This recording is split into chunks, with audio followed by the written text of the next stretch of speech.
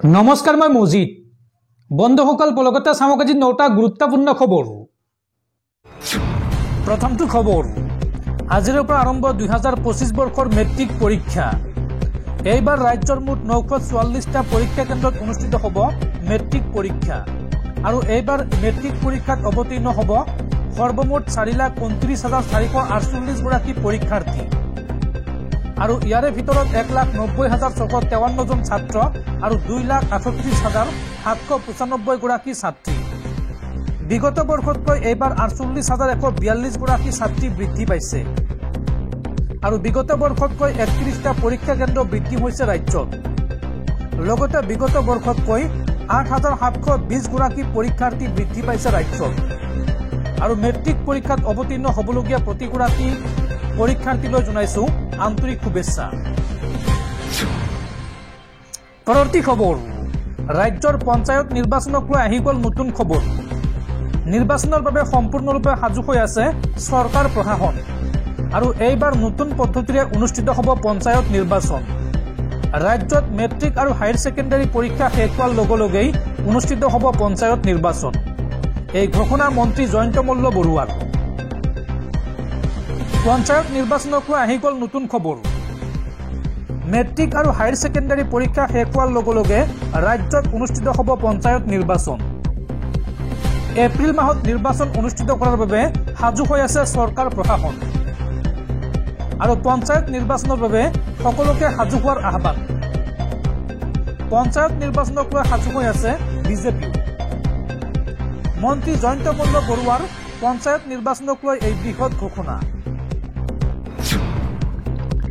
পৰৱৰ্তী খবৰ, ৰাজ্যৰ লাখ লাখ শিক্ষাৰ্থীলৈ জৰুৰী খবৰ। ৰাজ্যত সলনি হ'ব শিক্ষা ব্যৱস্থা। পৰীক্ষাত এতিয়াৰ পৰা নাথাকিব নম্বৰ। আৰু নম্বৰৰ সলনি শীঘ্ৰেই প্ৰৱৰ্তন হ'ব তৰা বা ষ্টাৰৰ ব্যৱস্থা। শিক্ষাৰ্থীয়ে কিমান নম্বৰ পাব সেয়া তৰাৰ জৰিয়তে বা ষ্টাৰৰ জৰিয়তে নিৰূপণ কৰা হ'ব। ৰাজ্যত শীঘ্ৰেই আমূল পৰিৱৰ্তন হ'ব শিক্ষা ব্যৱস্থাত। নতুন শিক্ষানীতিৰ আধাৰত ৰাজ্যত প্ৰৱৰ্তন হ'ব নম্বৰবিহীন শিক্ষা। নম্বৰৰ সলনি তৰাৰ চিহ্নৰে চিহ্নিত হ'ব শিক্ষাৰ্থীৰ অগ্ৰগতি। NEP 2020ৰ আধাৰত পোন প্ৰথমবাৰৰ বাবে ৰাজ্যত আৰম্ভ হ'ব নম্বৰবিহীন শিক্ষা। 2025-26 শিক্ষাবৰ্ষত প্ৰথম দ্বিতীয় শ্ৰেণীত আৰম্ভ হ'ব এই নতুন ব্যৱস্থা। পৰৱৰ্তী পৰ্যায়ত নম্বৰবিহীন শিক্ষা প্ৰসাৰ হ'ব 8ম শ্ৰেণীলৈকে। ৰাজ্যিক শিক্ষা গৱেষণা আৰু প্ৰশিক্ষণ পৰিষদে লৈছে এই সিদ্ধান্ত। SCERTয়ে এই সন্দৰ্ভত প্ৰস্তুত কৰিছে 8 পৃষ্ঠাৰ ৰিপৰ্ট কাৰ্ড। আৰু সেই অনুসৰি এই ব্যৱস্থাত শিক্ষাৰ্থীৰ বাবে নাথাকিব কোনো নম্বৰৰ ব্যৱস্থা। তাৰ সলনি ষ্টাৰ তথা তৰাৰ জৰিয়তে শিক্ষাৰ্থীৰ স্তৰ নিৰূপণ কৰিব শিক্ষকে। যেনে বুনিয়াদী জ্ঞানৰ ক্ষেত্ৰত শিক্ষাৰ্থীক শিক্ষকৰ প্ৰয়োজন হ'লে দিয়া হ'ব এটা তৰা। কিছু পৰিমাণে বুনিয়াদী জ্ঞান আহৰণ কৰিলে শিক্ষাৰ্থীক দিয়া হ'ব 2টা তৰা। আৰু যি শিক্ষাৰ্থীক শিক্ষকৰ প্ৰয়োজন নহ'ব সেই শিক্ষাৰ্থীয়ে লাভ কৰিব 3টা তৰা বা 3 ষ্টাৰ। আৰু এইদৰে ৰাজ্যত শীঘ্ৰে আমূল পৰিৱৰ্তন হ'ব শিক্ষা ব্যৱস্থাত। দৰ্শকসকল, আৰু বহুতো গুৰুত্বপূৰ্ণ খবৰ আছে। তাৰ আগতে আপোনাক জনাওঁ যে যদি আপুনি এতিয়ালৈকে এইটো ভিডিঅ'ত লাইক কৰা নাই তেন্তে এতিয়াই ভিডিঅ'টোত লাইক কৰি দিয়ক। আৰু এনেকুৱা ধৰণৰ ভিডিঅ'সমূহ নিতৌ চাবলৈ চেনেলটো ছাবস্ক্ৰাইব কৰি কাষত থকা বেল আইকনটো প্ৰেছ কৰি ৰাখক। পৰৱৰ্তী খবৰ, সাৱধান ৰাজ্যবাসী। প্ৰচণ্ড শীতৰ মাজতে ৰাজ্যত আগন্তুক 24 ঘণ্টাত আহিব পাৰে প্ৰচণ্ড ধুমুহা বৰষুণ। এই সন্দৰ্ভত বতৰ বিজ্ঞান কেন্দ্ৰৰ এলাৰ্ট জাৰি। উজনি অসমত বৃহস্পতিবাৰৰ পৰা ধুমুহা বৰষুণৰ ফলত বিস্তৰ ক্ষতিসাধন। ৰাজ্যজুৰি বতৰ লৈছে কাল ৰূপ। আৰু তাৰ মাজতে পুনৰবাৰ বতৰ বিজ্ঞান কেন্দ্ৰৰ এলাৰ্ট জাৰি। ৰাজ্যজুৰি বতৰ লৈছে কাল ৰূপ। ৰাজ্যৰ ঠায়ে ঠায়ে মুখলধাৰ বৰষুণ। ৰাজ্যৰ প্ৰান্তে প্ৰান্তে ধুমুহা শিলাবৃষ্টি। আৰু এই ভয়ংকৰ ধুমুহা বৰষুণৰ ফলত ৰাজ্যৰ কিছু কিছু প্ৰান্তত ব্যাহত হৈ পৰিছে যাতায়াত ব্যৱস্থা। আৰু আগন্তুক কেইবাদিনলৈ ৰাজ্যত বতৰ ল'ব কাল ৰূপ। ভয়ংকৰ ধুমুহাই কাল ৰূপ লোৱাৰ আশংকা ৰাজ্যত। সকলোকে সতৰ্ক হৈ থকাৰ আহ্বান বতৰ বিজ্ঞান কেন্দ্ৰৰ। আৰু এই সন্দৰ্ভত ৰাজ্যৰ কেইবাখনো জিলাত জাৰি কৰা হৈছে এলাৰ্ট। অসমৰ কোন কোন জিলাত এলাৰ্ট জাৰি কৰা হৈছে চাওঁ আহক। তিনিচুকীয়া, ডিব্ৰুগড়, ধেমাজি, লখিমপুৰ, মাজুলী, শিৱসাগৰ, চৰাইদেউ, যোৰহাট, গোলাঘাট, কাৰ্বি আংলং, নগাঁও, মৰিগাঁও, হোজাই, পশ্চিম কাৰ্বি আংলং আৰু ডিমা হাছাও জিলাত জাৰি কৰা হৈছে এলাৰ্ট। এই জিলাকেইখনত আগন্তুক 24 ঘণ্টাত প্ৰচণ্ড ধুমুহা বৰষুণৰ সম্ভাৱনা আছে। এই কথা জনাইছে বতৰ বিজ্ঞান কেন্দ্ৰই। পৰৱৰ্তী খবৰ, সাংসদ গৌৰৱ গগৈৰ পত্নীক লৈ বিজেপি আৰু মুখ্যমন্ত্ৰী হিমন্ত বিশ্ব শৰ্মাই উত্থাপন কৰা অভিযোগ সন্দৰ্ভত এইবাৰ আইনৰ কাষ চাপিব গৌৰৱ গগৈ। মুখ্যমন্ত্ৰী আৰু বিজেপিয়ে সাংসদগৰাকীৰ লগতে তেওঁৰ পৰিয়ালক অপমান কৰাৰ সকলো সীমা অতিক্ৰম কৰা বুলি ক্ষোভ প্ৰকাশ কৰে সামাজিক মাধ্যমত। আৰু ইয়াৰ বিৰুদ্ধে আইনী ব্যৱস্থা লোৱাৰ হুংকাৰ সাংসদ গৌৰৱ গগৈৰ। পৰৱৰ্তী খবৰ, ৰাজ্যত পুনৰ সংঘটিত হৈছে আন এক ভয়ংকৰ ঘটনা।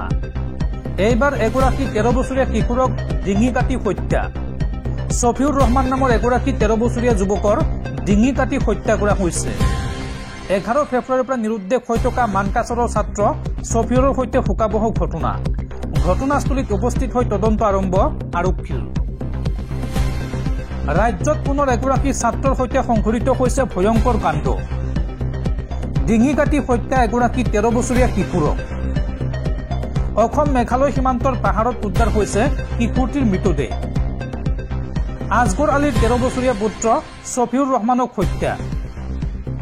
11 ফেব্ৰুৱাৰীৰ পৰা নিৰুদ্দেশ হৈ আছিল এই ছাত্ৰজন। আৰু ঘটনাস্থলীত উপস্থিত হৈ তদন্ত আৰম্ভ আৰক্ষীৰ। কোনে আৰু কি কাৰণত কিশোৰজনক হত্যা কৰিলে সেয়া এতিয়াও ৰহস্যৰ আৱৰ্তত। পৰৱৰ্তী খবৰ, বিশ্ববাসীলৈ ভাল খবৰ। অহা 19 মাৰ্চত পৃথিৱীলৈ উভতি আহিব মহাকাশত আবদ্ধ হৈ থকা মহাকাশচাৰী সুনিতা উইলিয়ামছ আৰু তেওঁৰ সতীৰ্থ। বিগত 8 মাহতকৈ অধিক সময় মহাকাশত বাস কৰাৰ পিছত নাছাৰ মহাকাশচাৰী সুনিতা উইলিয়ামছ আৰু বুছ উইলমৰক পৃথিৱীলৈ ঘূৰাই অনাৰ সকলো পৰিকল্পনা চূড়ান্ত হৈছে। সকলো ঠিকে থাকিলে সুনিতা উইলিয়ামছ আৰু বুছ উইলমৰ অহা 19 মাৰ্চত মহাকাশৰ পৰা পৃথিৱীলৈ ঘূৰি আহিব। উল্লেখযোগ্য যে 8 দিনৰ বাবে মহাকাশলৈ যোৱা এই দুই মহাকাশচাৰীয়ে বিগত 8 মাহ অতিক্ৰম কৰিলে মহাকাশত। আৰু ইয়াৰ মাজতে আন্তৰ্জাতিক মহাকাশ ষ্টেচনৰ বাহিৰত মহাকাশত 5 ঘণ্টা সময় থাকি ৰেকৰ্ড কৰিছিল সুনিতা আৰু বুছে। কিছুদিন পূৰ্বে সুনিতাই জনাইছিল যে মহাকাশত ইমান দিন থাকি তেওঁৰ বেয়া লগা নাই। তেওঁলোক তাত বন্দী হৈ আছে বুলি ভবা নাই। তেওঁলোকৰ বাবে খাদ্য পানী সকলো আছে। সেয়া স্পেচ ষ্টেচনকে নিজৰ ঘৰ যেন লাগিছে তেওঁলোকৰ। মন গ'লে স্পেচ ষ্টেচনৰ বাহিৰলৈ গৈ এপাক ঘূৰিও আহিছে তেওঁলোক। আনহাতে কিছুদিন পূৰ্বে নাছাই জনাইছিল যে 25 মাৰ্চত তেওঁলোকক পৃথিৱীলৈ ঘূৰাই অনা হ'ব। কিন্তু শেহতীয়াকৈ সুনিতাই মহাকাশৰ পৰা জনোৱা তথ্য অনুসৰি 19 মাৰ্চতে তেওঁলোক পৃথিৱীলৈ ঘূৰি আহিব। আৰু ইয়াৰ বাবে 12 মাৰ্চত আন্তৰ্জাতিক স্পেচ ষ্টেচনলৈ ক্ৰিউ 10 মহাকাশ যান ড্ৰেগন প্ৰেৰণ কৰিব। আৰু তাৰ জৰিয়তে তেওঁলোকে পৃথিৱীলৈ ঘূৰি আহিব। আৰু মহাকাশচাৰী বুছ উইলমৰে সংবাদ সংস্থা CNN-ক এক সাক্ষাৎকাৰত মহাকাশৰ পৰাই কয় যে পৰিকল্পনা হৈছে ক্ৰু 10 অহা 12 মাৰ্চত লঞ্চ হ'ব আৰু আমি 19 মাৰ্চত ঘূৰি আহিম। তেওঁলোক দুজনৰ সৈতে আহিব আন দুগৰাকী মহাকাশচাৰী। তেওঁলোক যোৱা গ্ৰীষ্মকালত মহাকাশলৈ উৰা মাৰিছিল।